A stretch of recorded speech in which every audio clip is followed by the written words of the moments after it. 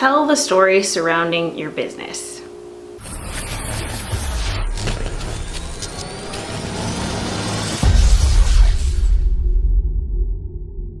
So when you're trying to find stories for potential video content, you want to make sure that you don't frame your videos like commercials, because no one wants to watch commercials willingly. The content in the video might be about how you're the best organization or you sell the best product, but you have to frame it in a way that really resonates with your audience. That is what's going to win on video marketing and social media marketing. Think of these videos as a way to humanize your organization.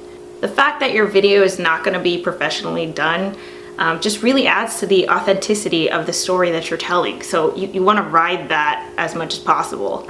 And I want to give you an example of how you can put all of this together in a really short video. So I used to work at a private school called Rolling Hills Prep. They hosted the Palos Verdes Relay for Life on their campus. And we wanted to create a video to encourage participation from the students. The head of school, Peter McCormick, was my first interview, and I think I had 4 other teachers to interview, but basically I wanted to capture their story of being a cancer survivor. And that was the story that I had in my mind as I was shooting. So here's the first take with Peter. Ready? So the Relay for Life here on campus on April 30th is a great opportunity to get involved, but perhaps more importantly, it's an opportunity to help a worldwide effort supporting research into ways to cure cancer. It's as simple as that.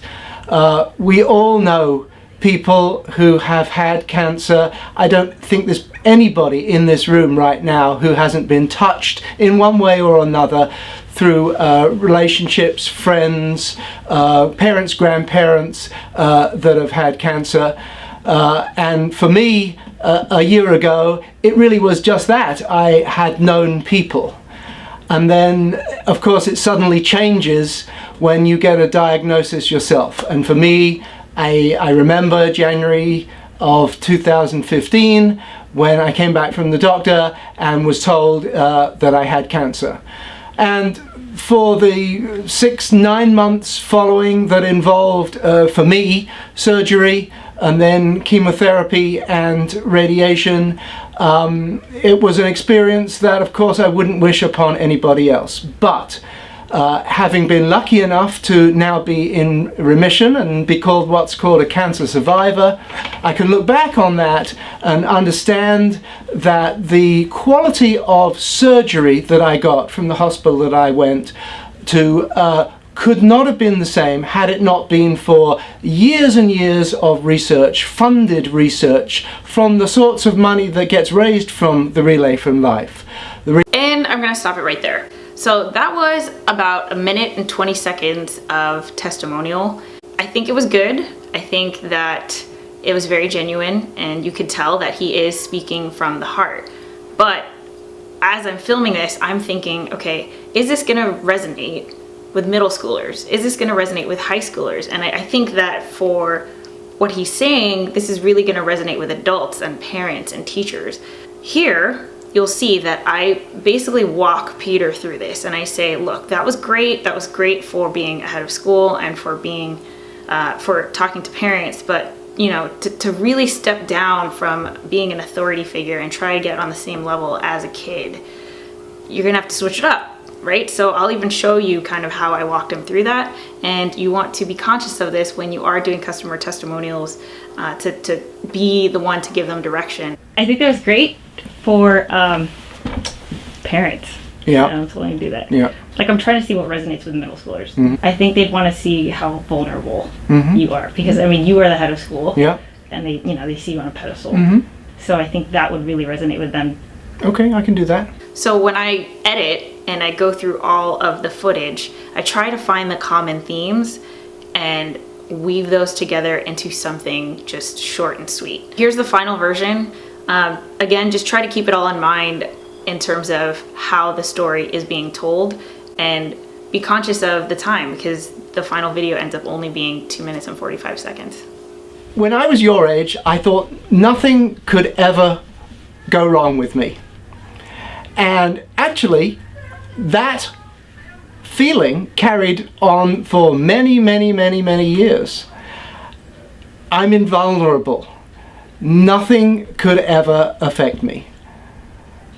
That changed January last year when I was diagnosed with cancer. I was sitting in this chair last spring when I was diagnosed with melanoma. The phone call came in and it was complete disbelief. By the way, we have the results of your mammogram and you have breast cancer. The doctor found a lump in my breast and they confirmed that I did have breast cancer. I felt terrified at that prospect of dying.